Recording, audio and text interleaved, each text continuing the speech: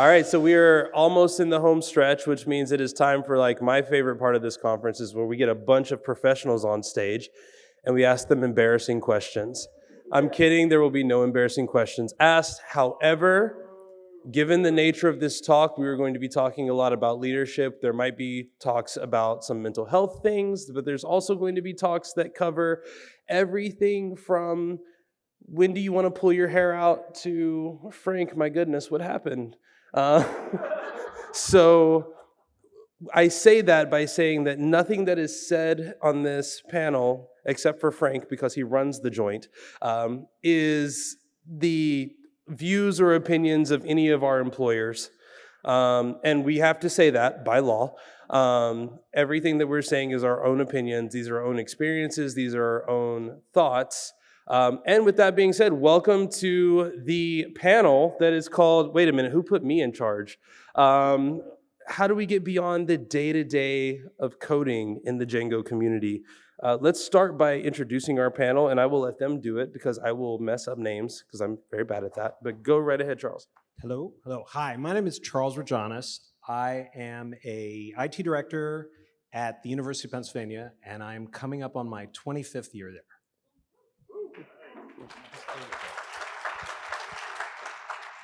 Hi everyone, I'm Andrew Godwin. I'm currently a principal engineer at a company called Astronomer. I'm coming on my third year there, to be fair. But I've been doing Django and Python stuff for about 20 years, so I feel somewhat almost as qualified as Charles here. No claps for you. Good afternoon. My name is Julia Solorzano, and I have been a leader, people manager for over a decade now, and been working in Django and web development and tech for about 20 years, so in total. And I live here in Durham. Hi, I'm Elizabeth Garrett Christensen. I currently work at Crunchy Data, and I primarily do PostgreSQL advocacy. And previously, I have managed engineering and consulting teams. And before that, various other applications and support teams and stuff like that. Hi, I'm Frank Wiles. I'm the founder and president of RevSys, and I've been working in open source in various capacities and managing people for about 25 years now.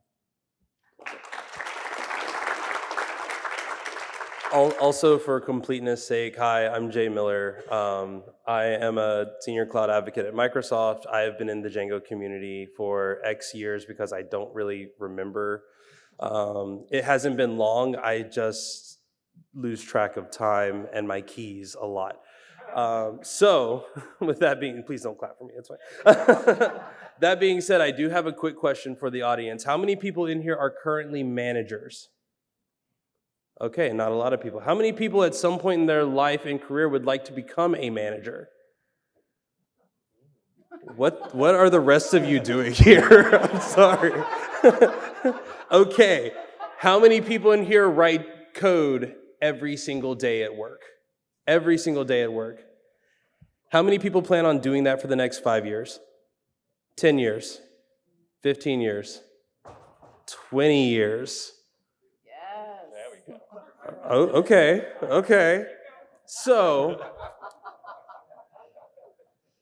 on this panel, I want to start, did everyone else have the same enthusiasm that the audience here had 20 years in, 30 years in, writing Django code every day and making migrations, running servers? Was this the plan? I know we do have someone who is still technically in IC, so we'll start with you, Andrew.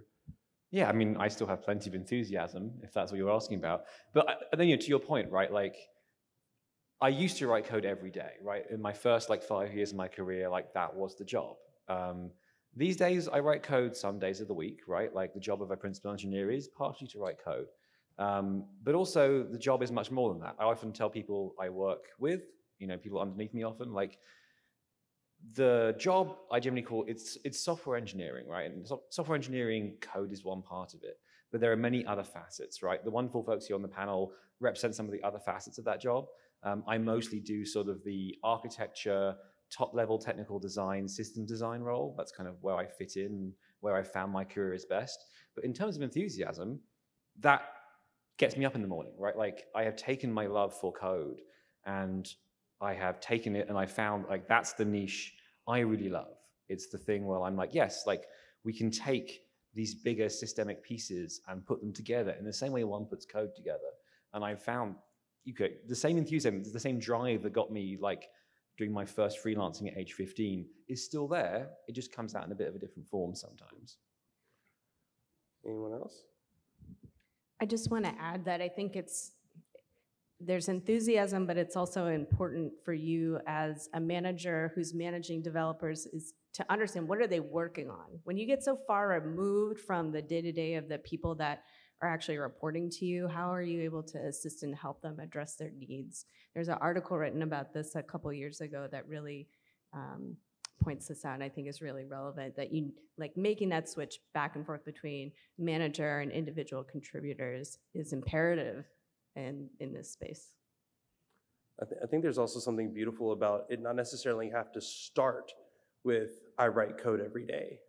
Many of the people that I've met that have been longtime managers, principal advocates in my role, they started with I write the docs and I help formulate the tests and I gather people and just make sure that like we have coffee and you know, hopefully gluten-free donuts for me, but you know, donuts for everyone else.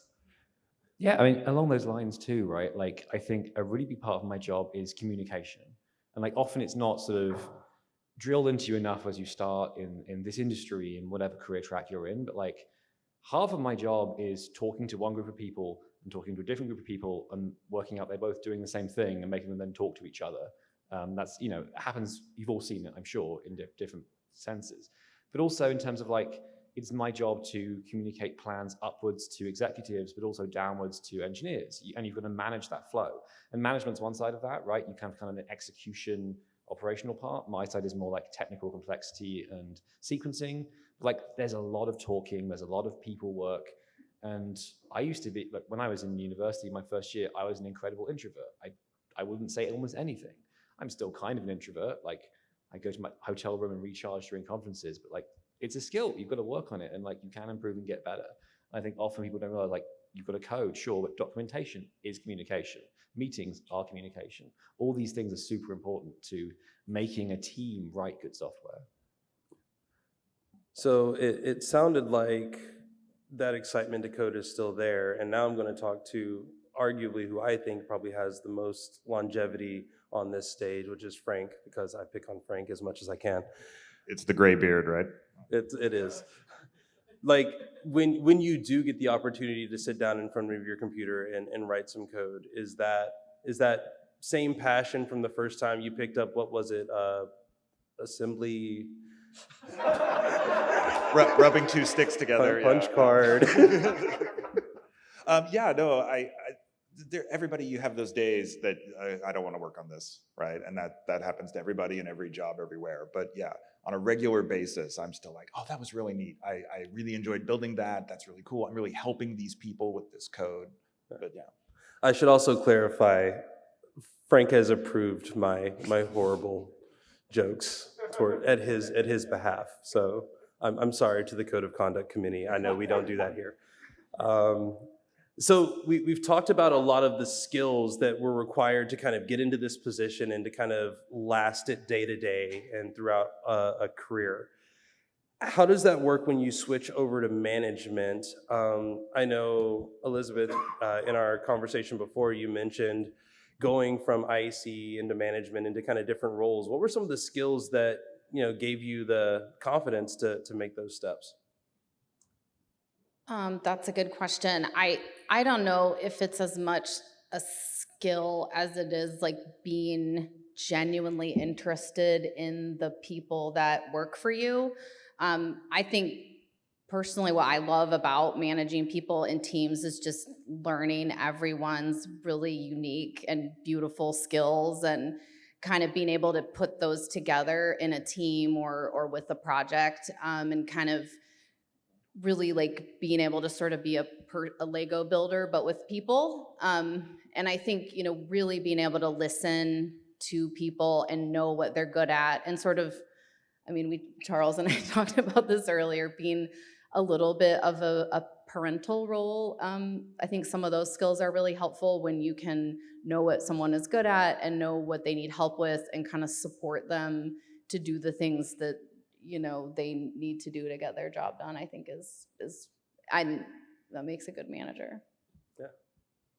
You mentioned Charles. Charles, did you have a? I do. So I was thinking about what we were talking about, and it was interesting to see how few people actually are like, yeah, I want to be a manager, sign me up. If you'll indulge me, I actually have a short story. I promise it's short. We have a code word up here. Yeah, it's like, he's gonna get closer and if closer. you hear to me. flask, that means wrap it up. Yeah. So I have two sons, and when they were little, they would ask, 4 or 5. They'd say, so Daddy, what do you do when you go to work every day? And I'd say, well, I write the instructions that tell the computers what to do so they can do stuff like play Minecraft. And they're like, all right, okay, cool, that's good. They got that. And then so fast forward a few years, and I'm driving them around everywhere because that's what you do.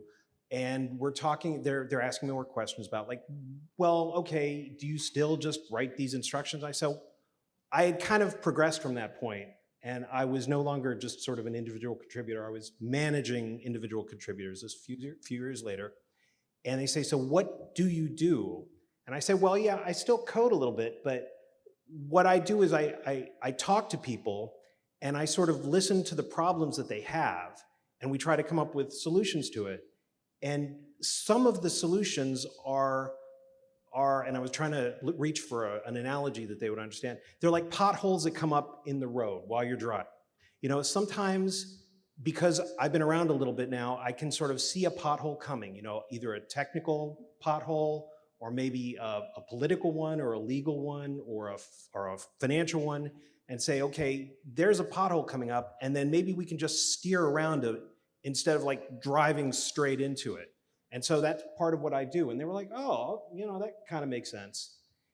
And so fast forward again a few years, and like, Dad, is that pothole analogy? There was no daddy anymore. It's like, Dad, that pothole analogy, is that still what you do?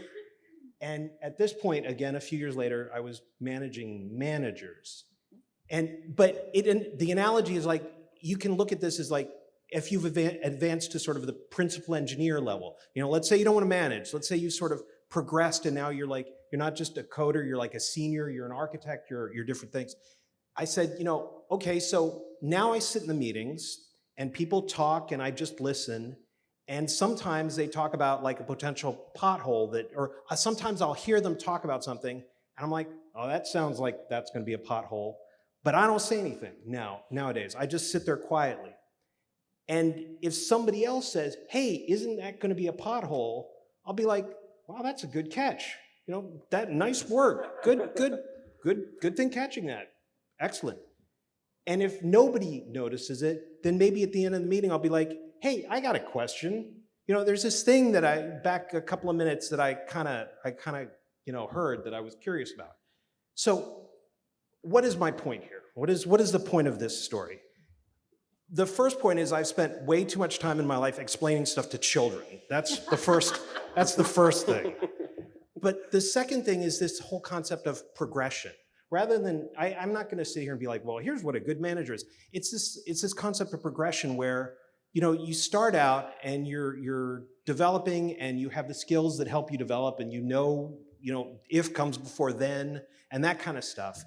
But then after you've done that for a while, you know where the technical problems are, and then you start to see where the political problems are, and you start to see where the financial problems are. And so your input is valuable at the technical level, but it's also valuable recognizing that, oh, this project looks like it could very quickly increase in scope financially. Let's get ahead of that as well. And then, you get to the point where your input is not just being able to directly say, okay, this project might be a problem. It's when you get other people to the point where they can see the project may be a problem, and now you're grooming the next generation of leaders to come in and take over for you. So sorry, that's sort of a long story, and I apologize for the length, but that's sort of, I mean, I see that as sort of really kind of critical for you in your, not just your progression into being the inevitable progression to you guys being managers, every single one of you, but the progression in your career. Yeah. So, Did anyone else want to? Please. Yeah, it's very interesting. So for reference, I did some time as manager. I came back to the IC role, right? And like one thing I will say, and I strongly agree with most of what you said, because as both of those tracks, and they are parallel tracks, right? Management is a different career. It takes different skills. You have to learn and really lean into it. I switched back because I found that the IC role, the sort of engineering leader role in that sense, was something I enjoyed more. I don't think I was a bad manager, but it just took more effort. And there are other people, like some of the folks here, who are better at it naturally. But like the skills do at some point converge, right? Like you talk about solving political problems or operational, like I do the same thing just from a different vantage point. And at some point, like in every company, you do end up with like a lot of the very senior folks on both sides of those fences are doing similar things. Like, can you escape management in some sense by being an IC forever? Yes, I guess you could do. Like the line management aspect of people management probably won't be there, but a lot of the same challenges are still there. And I want to reiterate, like a lot of what Charles said here, that applies to my role as well, right? Like you don't get to escape that if you want to become senior in any sense. It just behooves you to figure out what flavor of it you're going to end up doing, I think. I kind of have a follow-up question for you, Andrew. How hard was that transition of going from manager back to IC? Going back was, so the key thing is, right, going back, you've got to be the responsible person and hand over properly, right? Like you've been put in charge of a team of people. It's your job to make sure that the new man, no, we hired a manager to come in and replace me. So like I had a particular person I could hand over. We sat down for weeks. I swapped notes. We did the thing. We were like, oh, this person's strengths are this. So give them this kind of work. And like most of the hard work was making sure the handover was smooth, that all the people I was managing felt like they were looked after and cared for. And then honestly, then I was just happier because it was more of the work I wanted to do. So like, one thing I will say is like, you do lose a little bit of political sway. Manager roles tend to have more impact than IC roles. That's, I think, just the trade-off for the work you're doing. Like, you are doing more work with people, and so you represent more folks. And I think that just does come with more sway, just as a default. And did anyone else on the panel have that experience going from management maybe back to IC or maybe to a different lane in management? No? I pretty much have, I mean, I still code most days, even though I'm managing, but I never really went like after managing. I guess I did. I guess you're right. I guess I did. I managed a team at the Journal World, at the company that was owned by the Journal World, and then I left and was a freelance consultant, just me, for quite a while. So I guess I did kind of have that, but I was still fairly technical even back then. It was nice and enjoyable to go from sitting around talking about computers all day to actually getting to do some code and touch computers again, for more than email. But it felt kind of like coming home. Like it was not a rough transition, except for I picked 2007 to start a business. I mean, we all make mistakes sometimes. So I'm looking at the panel, and as we were getting to know each other a little bit better, one thing kept coming up, and that was the word like consultancy.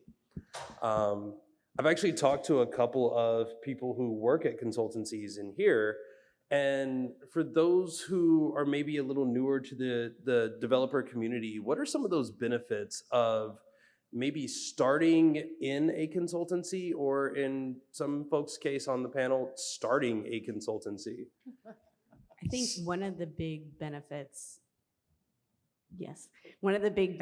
is that you can try lots of different projects, right?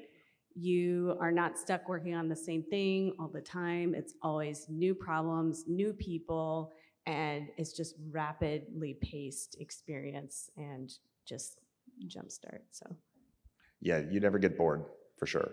And then you start to see that the kinds of problems that happen with this industry are really similar to same kinds of problems that happen in this industry, with this one extra little legal or regulatory or societal twist to it. It's, oh, that technique we used for fisheries management 15 years ago will actually work for, managing people at an event or something like that. That sort of data structure or that technique we used is real similar, and you get to see that. But as we were talking, as we were getting prepped, sometimes I do long for getting to focus on a project for like a really long period of time and like really like deeply put that really nice level of polish on something. Yeah. You do often end up though, so like, the grass is always greener, as we were joking about in the green room, right? And like, I did agency work for several years. It was incredible. I credit it with a lot of my growth as a sort of early engineer, but at the same time, like working at a company for long enough that your own design bugs come back around again 3 years later and bite you is actually also quite a sort of validating experience, right? Like when you can blame yourself, but also you've seen that product grow around you, like, and both of them are good. I think none of us here are going to say like do one or the other, but like there is a lot of value to both.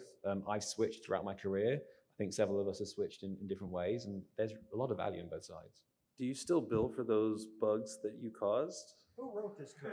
Well, I mean, one of them was a pricing system. I should have just like, siphoned off 1 cent of each transaction. I was just going to add kind of one thing that I noticed that after several years in consulting is that, you tend to specialize in something, right? Like either a piece of software or a type of development or perhaps something on the back end, like a DevOps kind of thing. But people tend to kind of get specialized in consulting. And then at some point, what happened to me and my husband, who we work together, is that we kind of decided like we were sort of curious about how to work outside of consulting and to work more in kind of a product type of role. And so one of the things that we were talking about when we kind of prepped this is that there's sort of options if you're trying to get out of day-to-day coding. And, there are sort of the consulting lane, and then there's, working at a business or some kind of where you're part of the development of a larger business. And then there's also sort of another option, which is working for a product company that builds developer products. And that's kind of an interesting pivot to make once you're out of consulting, is that there is kind of a whole world of people building products for people like you, and productivity software and lots of different things. And that's kind of an interesting place to go after or before consulting. I do have kind of a add-on question with this. As y'all were just now talking, I was thinking back to some of the conversations we had, but also Daniele's talk yesterday about imagination. And I remember someone brought up the idea that, when you're working at a consultancy, when you're working for a client, when you're doing contract work, you do the job, and they don't want your imagination, they don't want your opinions, they want you to do this, unless that's what they're paying you to do. They want you to do the job. Do you struggle sometimes with balancing that, or still finding creativity in your code when you don't really have much direction in the code that you're writing? I mean, I think that you're able to use that imagination to like to go back to Charles's point of like figure out which direction do we turn to avoid the pothole, right? Like it's maybe not imagination in code or architecture. It's imagination of how do I convince this person to do it my way, because I'm pretty sure I'm right, but how can I do it without because they don't work for me. I can't make them do it this way. But I'm pretty sure this is a better way, like how, get imaginative of how to convince them, and it's almost like a sales process in some way. Like I'm convincing them that this technique is better than that technique, or this process is better than that process. Yeah, and kind of sort of as a balance to that too, right? Like when you're in a company for a long time, one of the skills you have to learn, and I learned this bit from my consulting days, is you will always have grand visions, you'll have imagination, you'll have this amazing 3 or 4 year plan. You just can't do those either, right? Like a good technical leader breaks a plan down into 3-month chunks. There's good milestones. You have basically a plan, because like companies change. At any given 6-month interval, the entire world could shift and your project is now upended.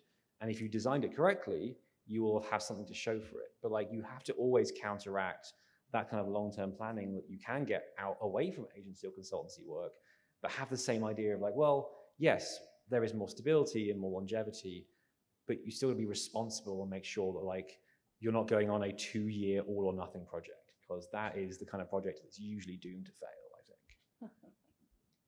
One thing I want to add in terms of that convincing and, in coming to problems is in human-centered design, right? And when you're working either in consulting or in product, and us as developers, a lot of people think, oh, I'm a developer or engineer. I have no business in doing human-centered design, actually talking to users, talking to people, and understanding what they need or want.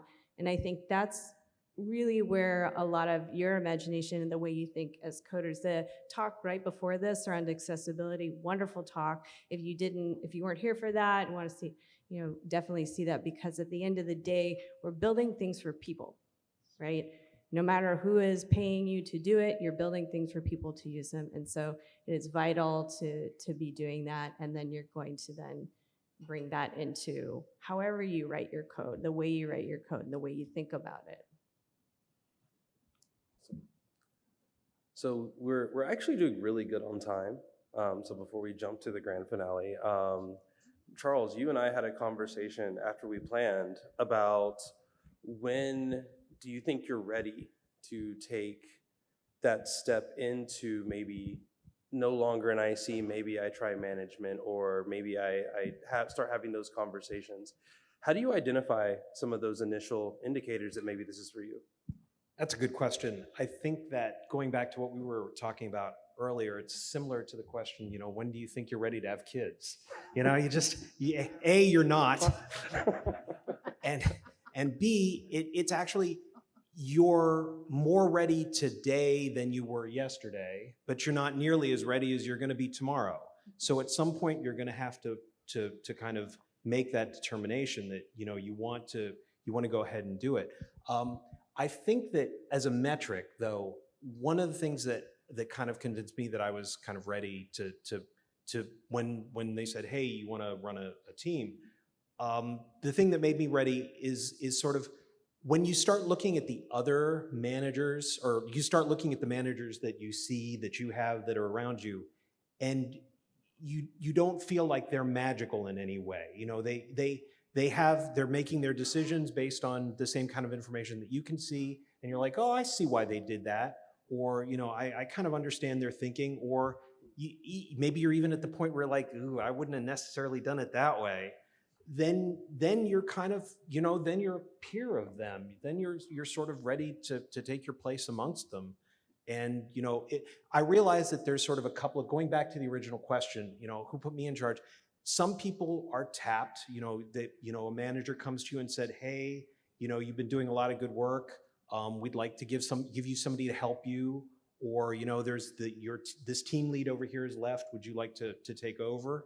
And that's sort of one way of doing it. Or, and that way you have the support of your business infrastructure. You have your boss trying to help you succeed. You've got, sometimes you leave a place because maybe there's no upward growth and you have to go to a new place and you start as a manager, and that's a little bit more tense because you're coming in and they're saying, well, you're coming in as a manager, you clearly know how to manage. And so that's a bigger jump. But then you also don't have the kind of the stress of managing all of your old friends that you used to be peers with. So it sort of goes both ways. I think it really is when it's a little bit like that imposter syndrome talk that was on. I think if you can look at yourself and look at the managers around you and say, I'm not really seeing this giant gap in understanding or knowledge, then you're pretty much ready. Yeah. Anyone else want to? Yeah, I think that for me, it was a slow process. Somebody got me like a part-time assistant, and then I had a full-time assistant, and then it's like, hey, we could really use a developer. And so it kind of slowly happened over time. It did end up being actually friends of mine, which was kind of weird and uncomfortable in sometimes. But I think for me, it was when I started to really deeply understand what was going on in those other departments. It wasn't just like, I am been told I give this form to the HR department and they do something with it. It was like, I know what happens from there. I know the 2 or 3 steps deeper in. Then I was like, okay, I really have tentacles and I understand the organization. I think I can lead this section of the organization, right? I was just going to add that I think my first management job for people came out of writing documentation for the department. And you guys are all software engineers, so I don't have to evangelize documentation, but I do think you probably should. I do think like being really good at documentation has always benefited me in my career and particularly in management, and documenting like the full life cycle of things and knowing how things start and how they end, and like Frank was saying, like how pieces of what you do touch other things. I think that's always a, you know, if you're angling to be in management in your position now, writing really good documentation and sharing that with your team is a great way to kind of show some initiative and show a comprehensive understanding of how things work. And it'll be helpful for you when you're managing the team. Yeah, and you know, kind of almost a little bit from the outside, right? Like my favorite managers, both currently and in the past, have been people who, you know, I can work with sometimes as a peer, sometimes underneath, right? As you get more senior, it varies as I see. But like they are people who are experts at understanding the organization, where to turn to, who to talk with, how things fit together. Like that's the skill. Like when you work with a great manager, you can just sit back and be impressed by their ability to take a problem, decompose it, handle it, like offload it to other people. And like, if that's a thing you are excited about, maybe that is actually the career for you, right? Like it is not that far from engineering. It really isn't. Like we had the Lego blocks analogy earlier, right? Like you are taking a system of people, but it's still a system with its own needs and wants and good and bad parts. And I have so much respect for people who can do that well, because it makes my job so much easier to be able to give that to folks who are just amazing experts at it, right? And I also want to acknowledge the like DSF leadership in the room as well by thinking about something that we talked about in our planning, which was sometimes your ability to contribute the way that you used to changes with just how life goes. You know, I have a 5-year-old. She was kind enough to let me get on this stage. And, you know, I know a few folks here have, you know, kids who are in college. Some have kids who are grown and are looking, you know, closer to like grandchildren. And when those things happen, you're like, my time and my priorities and my ability to contribute differently all shift. Do any of y'all want to kind of go into detail about how, as life changed, maybe your impact in direct lines of code maybe changed to conversation? Yeah, I mean, I think that like for me, you know, your early 20s, you can stay up all night and then still go to work the next day, and you know, it's fine. I don't know how much of this is having kids and how much of this is just getting old, but like, you know, I can't do that very often anymore, right? Like I need 3 days to recover if I have a 12-hour day, you know, that, you know, because of necessity. And your priorities change, right? Like work's important, my career's important, you know, taking care of my team's important, but my kids are important too, right? And you got to make time for them. Even if I might be mentally thinking about some problem, I'm really trying to play Legos with my kid, you know? I want to just make the point that it's not about having kids. Like being a manager for me is not about having kids. Spending time with my kids and my wonderful husband is definitely a priority, and making time for myself. And I think that's the most important thing, is making time for yourself and what that looks like, because this work it's impossible sometimes. And you have to step away from it. I think the very first blog post I ever wrote, I wrote in like 5 minutes, and it was like, I'm just gonna walk away from this code right now. I'm gonna go take a walk, and I'm gonna come back, and then I'm gonna write what happens. And then I figured it out afterwards. But I think it's about taking the time for yourself. And as a manager, that's what's the most important, is knowing when to say, having the boundaries of saying, this is when I'm available, this is when I'm not available, and for yourself and others. So, yeah. And I brought up the DSF in that, I'll let you go in just a second. I brought up the DSF in that because what we've seen kind of recently is this expansion beyond the only way to contribute to Django is through A, documentation, B, code, what else, maybe a DjangoCon here and there. There are more ways, so if you don't feel like you have the bandwidth to contribute from the tracker, maybe there are ways that you can contribute otherwise where you do have that bandwidth in that space. Sorry, go ahead. Oh, I was just gonna kind of add that my kids are just starting to get like older, and I just sent my first kid to college, and I have a kid in high school. So I'm sort of where I sort of committed my whole life. Unlike Julie, I did not carve out time for myself. I gave my kids everything and made bad decisions. But I sort of didn't have time to do anything other than like go to work. I didn't like go to meetups, and I didn't participate in open source communities, and like I could have done those things and found those people. I live in Lawrence, and I met Frank this year, and I met Jeff like yesterday. Which tells you how bad I was for 15 years at getting out of the house. But like if you're in that phase and you have small children at home, this does kind of end, and there is sort of this whole world that kind of awaits you once your kids are gone. And if you can't participate in the community now and you don't have time for it, there may be a day soon where you will. Kind of similarly, I know some people who are empty nesters now and people who've retired, and that transition is kind of rough because you've got all this stuff to do, and then there's just like silence and there's nothing. And you should have some sort of plan for like, what am I going to do with that time? But also like one of the things that I did when I first started kind of really managing, and I wasn't really having any sort of individual contribution sort of thing, was I made sure like my me time was actually like working on some fairly unrelated open source thing, right? Like it kept my skills fresh a little bit, and it was fun for me, but it was like I didn't then try to dive into my staff's problems because I'm really bad about doing that. Awesome. Well, we've got about 1 minute left, so I want to take 1 minute left for each person here. Not 1 minute left total, 1 minute for each person. I want to ask each person what's next. Or is it back to more day-to-day coding or something else? That's an excellent question, because as Frank was talking about empty nesters, I just sent my last kid off to college a couple of months ago, and so as Elizabeth was saying, when I had them, I didn't think about meetups. I didn't think about my own side projects. I mean, I had to drive them places or go to their things or do that kind of stuff. So I'm actually kind of at what Frank was talking about, where I sort of need to step back and think, well, okay, what am I going to do with my time?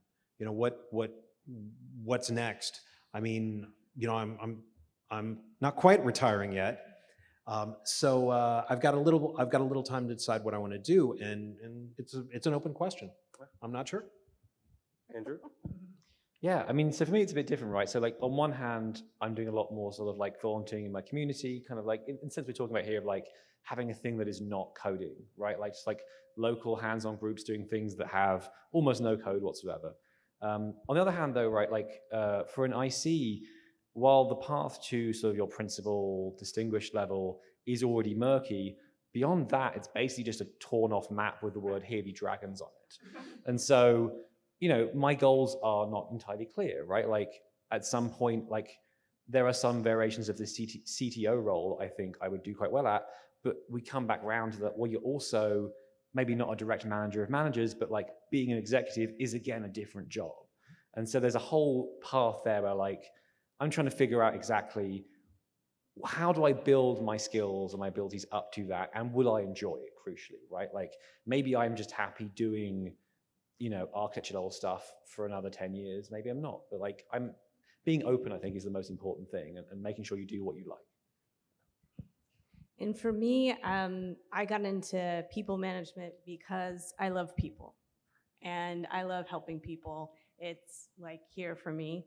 And so I see myself continuing to do that, but always being open, as you're saying, to other ideas and other avenues and wherever the wind takes me, because one thing I do know about myself is I love also very hard problems, ones that seem impossible to be able to fix. And so I'll continue to be doing both of those things.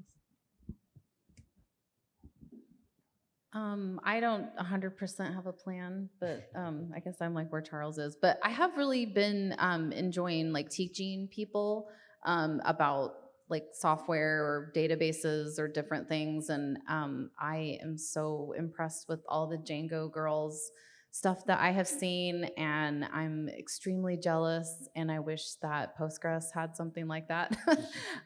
So my sort of little baby community goal would be to do something like that for the Postgres community, to kind of do some advocacy like that. So anyways, It is open source. yeah, it is. It is. Yeah. So I've actually probably been doing too much coding for what my job really is lately. And so my kind of near-term goal is to actually do way less coding than I have been. Because I'm doing, Jeff's been on my case about this for a while. And so now that it's on video, I guess I have to do it, right? And Well, first of all, let's give our panel a hand. And our hosts, thank you. Okay, well, thank you. And we understand that there might be 100 questions in here. Unfortunately, we have 2 minutes left, so we're not going to be taking questions here, but some of the panelists did agree that they were going to be in the lobby, and they will be happy to sit down and chat with anybody. Maybe you are considering making that next step in whatever it is your career cycle looks like. They will be happy to assist you there. But yes, and please enjoy our closing remarks coming up, and thank you for being such a lovely audience for this period. Thank you.